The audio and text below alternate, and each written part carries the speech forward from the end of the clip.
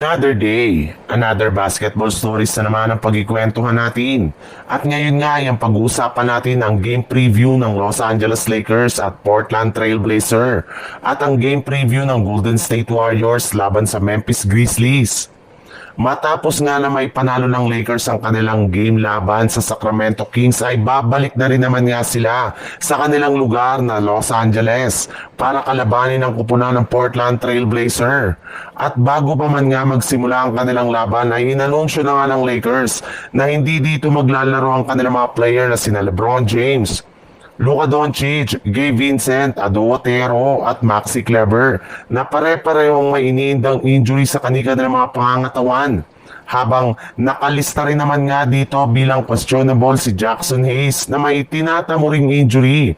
Habang pagdating naman sa koponan ng Portland Trail Blazer, hindi rin naman nga sa kanila maglalaro sina Damian Lillard, Scott Henderson na may tinatamuring injury.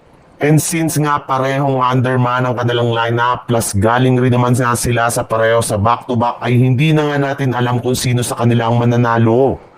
Pero maaari rin naman nga magamit ng Lakers ang kanilang home court advantage upang makuha agad ang momentum sa kanilang laban para maagang makalamang dito.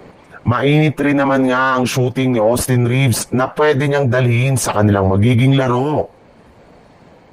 Sa ibang balita naman, matapos nga na matalo ang Golden State Warriors sa kanilang last game laban sa Portland Trail Blazer, ay babalik na rin naman nga sila sa kanilang lugar na San Francisco para kalabanin ang kupunan ng Memphis Grizzlies. At bago pa man nga magsimula ang kanilang laban ay inanunsyo na nga ng Warriors na hindi dito maglalaro ang kanilang mga players na sina Al Horford at Anthony Milton na pare-parehong may iniindang injury sa kanilang mga pangangatawan. Habang pagdating naman sa kupunan ng Grizzlies, hindi rin naman nga sa kanila maglalaro sina Vincent Williams, Zach Edey, Brandon Clark, Scottie Pippen at si Ty Jerome na pare-parehong may iniindang injury.